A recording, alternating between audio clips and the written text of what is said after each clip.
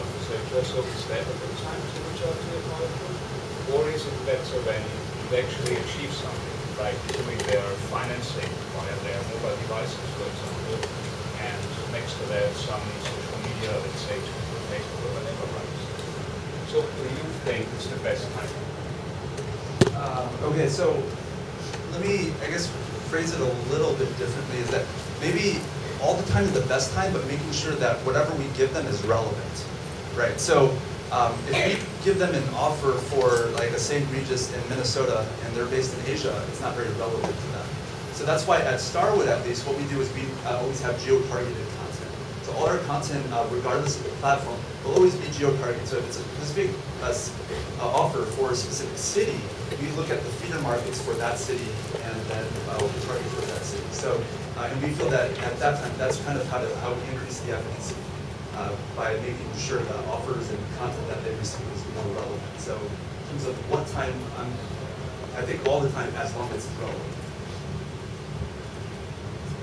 I mean, one of the things I said earlier around luxury should be master of the time, I think that is still holds true.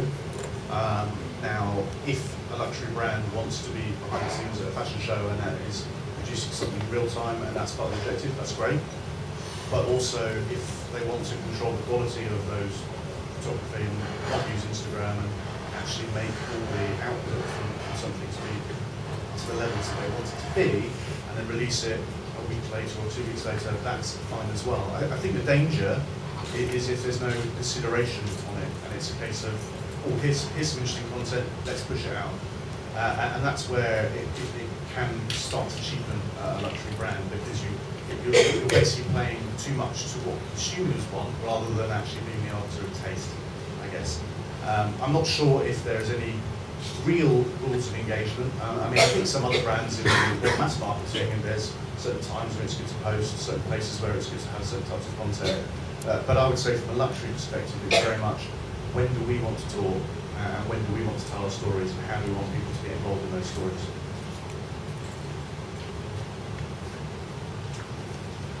I absolutely agree, it has to be relevant, but once you've started the conversation, you can't stop the conversation. You need to be consistent in what you're saying and be speaking to your consumers really regularly.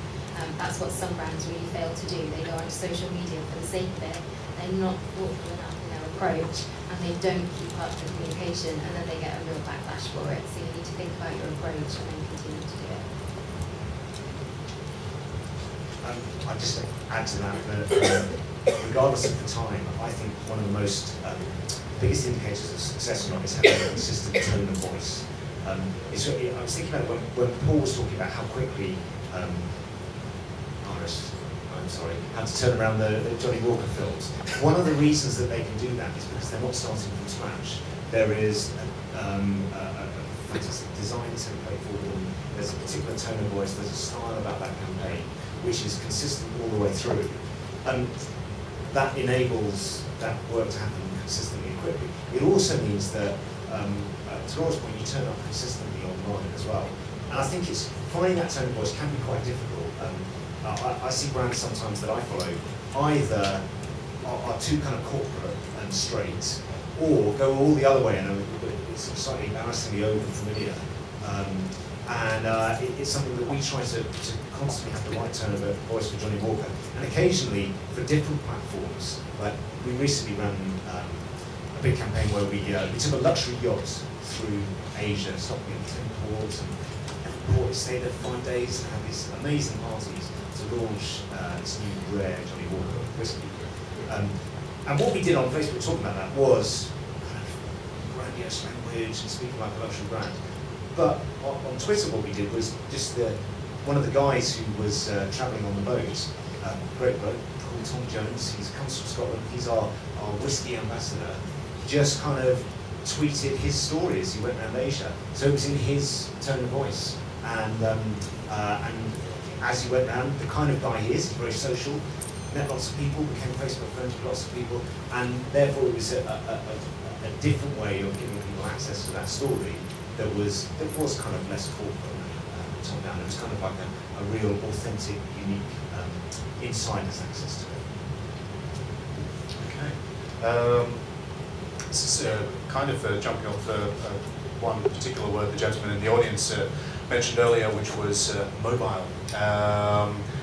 Shall we discuss how the growing prominence of mobile accessing via that second screen is affecting the approach to social media?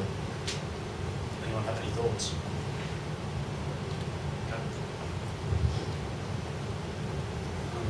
Mobile is growing in the luxury space. More people are getting more smartphones, using more smartphones, and mobile is not only one channel. We cannot consider mobile as one channel. It's all the channels together. So you have from your web to social, and your apps. And while giving the consistent experience for luxury, you have to give the same consistent experience for mobile. So there should be no disruption of experience when you embrace mobile. It's either you be there or you better don't be there.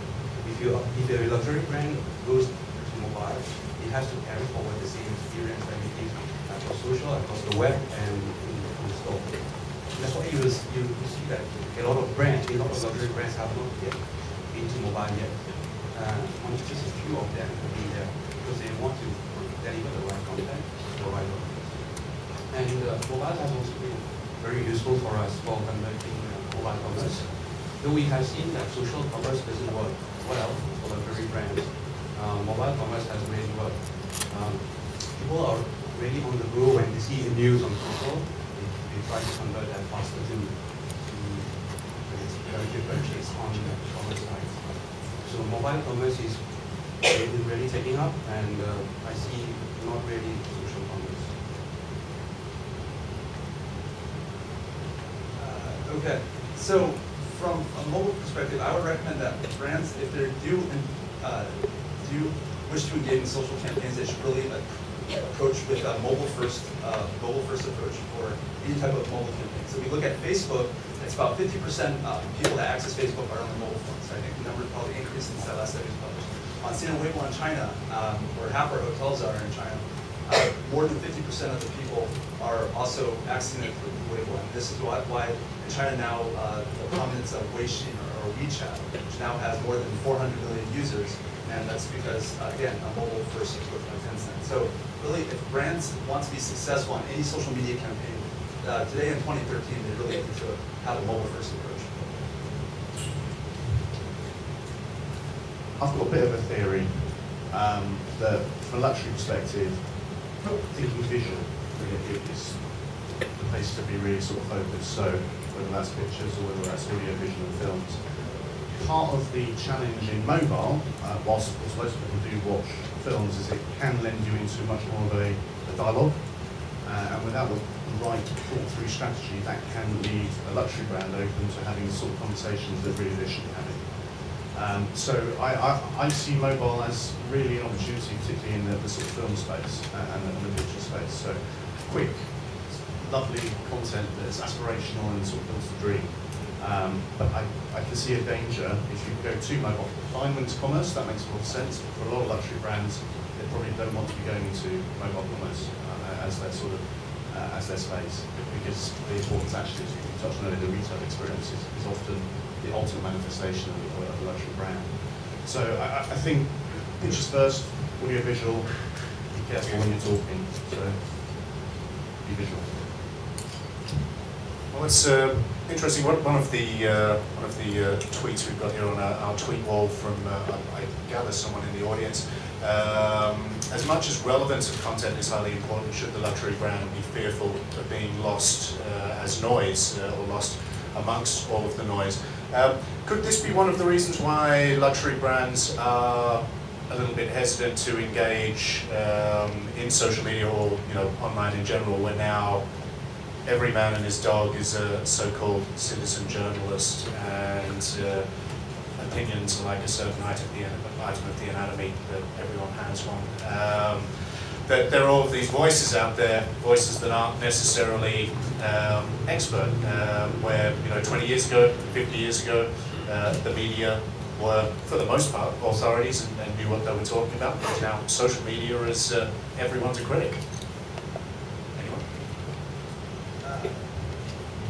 I think social media is pretty much the only digital channel where you can drive preference. Any other digital channel is very static and it's very passive, whereas social media is very active, it's very interactive. And I guess that's the reason why for luxury brands, I think that luxury brands should be all the more on social media because they can drive preference. So Louis Vuitton versus Hermes, how you distinguish the two, very different. You might get like Hermes Birkin or Louis Vuitton purse, but in general, through social media, you can develop that preference through the conversations that people talk about this. Just an ad, just a static ad is not really going to develop that preference. So picking up on a little bit what I said before, I think the danger we have is when people think social media, they think Facebook, and then maybe they think Twitter. And both those environments are actually pretty awful for any brand. Regardless of a luxury brand, it's pretty controlled. It's not that luxurious, and even if you have the most wonderful post, you might be next to a post from McDonald's. Sorry, from McDonald's. But there are other channels. There are other ways to sort of bring about a brand experience that are still social, still open to dialogue, open to the right sort of comments and interaction. And actually, we are finding more and more actually to YouTube. Because whilst the standard YouTube environment is fairly simple, brands can actually work to create a very sort of clear branded channel. And there you can actually create an environment and experience that is commensurate with what you'd expect from a luxury brand. Just to touch on why luxury brands are nervous of going on social media, I think coming from the department store, a very famous one, is that you very much act as a brand guardian. So as much as you're a PR and your job is to promote that brand, half of what you do is actually protecting that brand. And that's why they're so nervous about going into that arena where they could face any comments. You mentioned YouTube. Something that Harrods also did is the Pinterest competition. So for the Diamond Jubilee, they did a competition where their fans could build a whole mood board with their inspiration for an actual Harrods window. And it was actually made up, so it was a live window that you could see. That's a great example of how they could do it in a very controlled environment without any negative feedback. I just picked up something in the tweet about getting lost in the space. So one of the things that our colleagues in the show talks about is if you want to hide something, put it on YouTube. Because there's 8 years worth of content that's uploaded every day on YouTube. And I think that points up one of the kind of classic myths of how brands work with social media, that things will go viral. People will hunt it out and forward it to their friends and so on. Yes, exactly. And there's an excellent case study around Afghanistan about how non-viral that was built step by step using a very orchestrated campaign in order to deliver that. And it's something that we are increasingly learning about how to use influencers who have big followings to generate support, and a lot of the mechanics about how you can make sure that that your work is seen on YouTube, so that you do stand out. I think it's something that's evolving gradually with all of the different social media platforms, and therefore it's an exciting time for marketers if you spend a lot of time in the digital space and understand how each of the different platforms work. Companies are desperate for those kind of marketeers who can stay at the forefront of how to get your content viewed and seen online.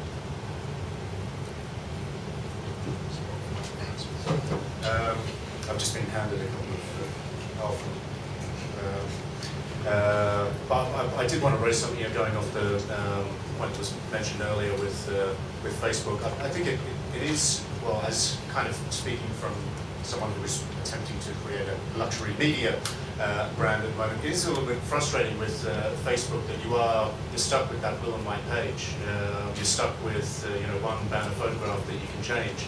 Our Tumblr page we could make, it's adaptive, it's very beautiful and clean, and lots of white space, and very similar in design to our website itself. Whereas Facebook, there is very little scope to make any of those changes, and for that reason, probably a lot of luxury, Hermes's orange just doesn't look good against the blue and white of Facebook. So there we are.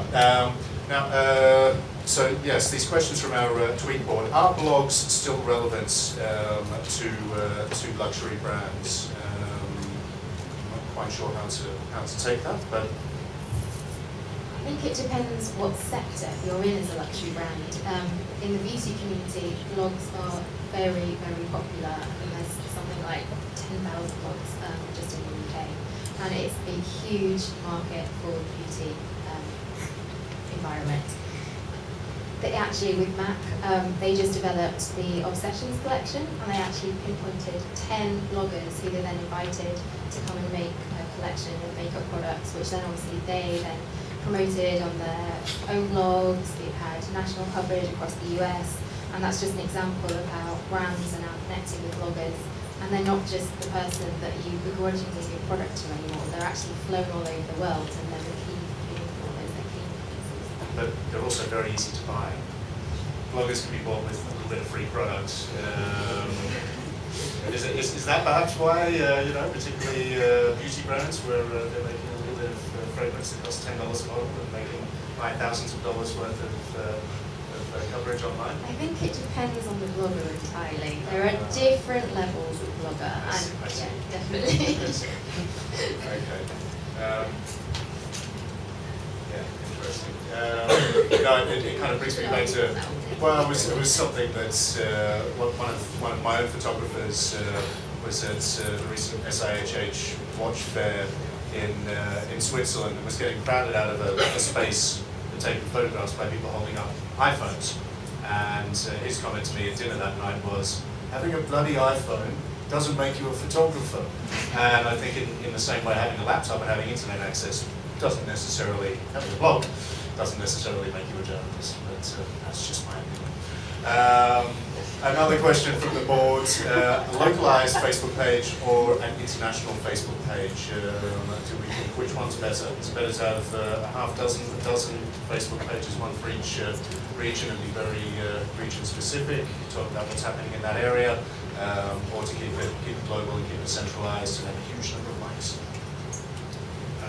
We tend to go for a different page for each country, where we have some content that's consistent across all of the countries, so we produce a conversation calendar for each month that's produced by our global team.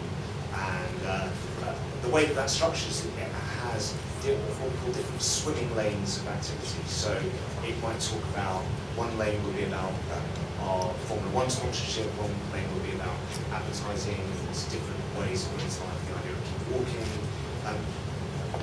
What we recommend is that in each country, about 60 to 70% of what they post comes from that global conversation calendar, and the remainder comes from their local activity. Because what works most importantly for us is where we connect what we do online and what we do offline. So adding in, talking about forthcoming parties, events, for example, when that yacht is arriving in that country, allows us to get the best combination of being a global brand or with local activity at Starwood, and so I've had a lot of debates with leadership with our global team with this as well. At Starwood, we have one international page with geo-targeted content. I see that there are pros and cons of that. So whether or not that's the right idea, I think that's a different question, but I'll tell you different pros and cons. The pro is that if it's an international page, you can aggregate all the likes, as well as you can tell one brand story. So then it becomes very cohesive, becomes very uniform. So then the same brand story that you tell in North America is the same brand story that you tell in Southeast Asia. And a lot of times, for example, for many of our brands, that's okay because there's consistency to it. At the same time, we also want to make sure that anything that's locally relevant, we also always have geo-targeted content. So that's why for Starwood, our content strategy is we have international content that is just that's internationally relevant, as well as we have local content. So we have localized agencies for each of the different markets that write local content. So in Southeast Asia, you receive Southeast Asia offers, but as well as content that if you're in North America, you receive North American offers. And I think that kind of dichotomy is perhaps might be the right way to go. At least it's a way to go, and that has seen some success. There's a question directed directly to Lawrence. should luxury brands have a different social media strategy for Chinese social media? Absolutely, and this is my passion point. I think Chinese social media and kind of the rest of the social media is very, very different. So kind of my recommendation to everyone is like actually just like try to register for Chinese social media, because I think it is very different. So Weibo is kind of their version of Twitter and Facebook together. It's like the Facebook newsfeed, right? And then Weixin is kind of this newest. It's like the WhatsApp line put together with also some social components. And I think Chinese social media is very different. So like Facebook, Twitter, all those they're inaccessible in China. And for the most part, Chinese users, like there are some international Chinese users that would use those social media, but at the same time, they're going to be primarily using the Chinese social media. And so, unfortunately, with some Chinese social media, you're only reaching tier 1 audiences. So just like in any other market, in China, there's also the tier 1 market. The top 10 million in China are just like the top 10 million in the United States, just like the top 10 million in Europe. And they're very one-to-one, so they'll probably use Weibo. But the question is, how do you reach tier 2, tier 3 consumers in China? And that question, and that nut has yet to be cracked. And so I like any market research firm, if they can tell us how to do that, we'd love to be able to figure that out. Because I think reaching tier 2 and tier 3 city consumers on social media is actually very, very difficult. Whereas reaching tier 1 consumers, Beijing, Shanghai, Guangzhou, and Shenzhen, is typically done through Weibo. You can do it on right now, Weixin. So it is different.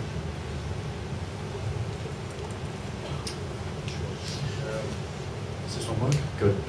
Someone asked whether do bloggers consider themselves journalists. Going back to my earlier topic, I don't think that's the point. I think it's more the point is whether the reader considers everything that they see published or everything that they see in print, which I think is hanging on from years and years of traditional media, that if we see something printed, if we see something published, we generally trust it. So. All right, enough. I'll get off my high horse now. We've only got 5 minutes left, so if anyone does want to address any questions to anyone particular on the panel here today, please do wave your hands in the air. You just don't. No? Is there anything that? Oh, yes. I have a question for earlier, I think last week you had this event for giving clean the gas collection, right? And we have a sense. Was this year? It was this year. Sorry, last year. December. The thing is, now that gas has kind of recognized the influence of bloggers, right? When will Singapore take this step to recognize how bloggers influence? Like, I know gas is a luxury brand, but how about Givenchy and your brands like Celine? When will you take the step to recognize blogging or the social character? Guess is not the luxury brand. Guess has been really difficult with social media and going digital. They want to be a classic American jeans company. They have a lot of restrictions, especially when they distribute their brands across the world. So whatever they decide from the principal's point of view, we have to execute over here. So they have been really tight on having bloggers event. So we had to pitch a lot to them to be able to even have one of the few bloggers event that we had in the stores. And for more luxury brands like Givenchy and Celine, Celine does not even allow you to take a picture during the press open house. So it all depends on the brand, because they don't want you to take a picture with your mobile phone, Instagram, and those pictures go online. What the principal of Celine wants is when you search for Celine on Google Images, it's all the real images that they want you to see, the real product with the real feel of it and the real leather and the real color. So they want real content to be there. They don't want user-generated content. And at some point, yes, it is to give the real product. And I don't think it's going to be in the near future that Celine or Givenchy is going to have be more flexible with bloggers. But yes, it is. Yes, it's coming more. Now how about around your homegrown brand? Well, we are open to it. We have been doing a lot of bloggers events, so even for our press open house, so we have a separate one for bloggers. And if you have been missed out, you can write to us. We will get you on the invite list. Well, I think that brings us to a conclusion. Well, we did start out this panel with a question: luxury brands and social media, friend, foe, or frenemy? what do you think the answer? I mean, from my point of view, it seems like luxury brands want to maintain a good degree of control over their image and their perception, whilst simultaneously reaching out to the consumer in a very meaningful way and engaging in a little bit of back and forth dialogue at least. Yes? Okay, thank you, me, for summing everything up. Okay, finally, I'd like to thank everyone on the panel today: Mark, Laura, Paul, Lawrence, and Kabalen. Thank you so much for joining us. Thank you to everyone in the audience for coming along today, and on behalf of the organisers of social media, thank you all for coming. It's been a good one. All right, that brings things to a close. Thank you.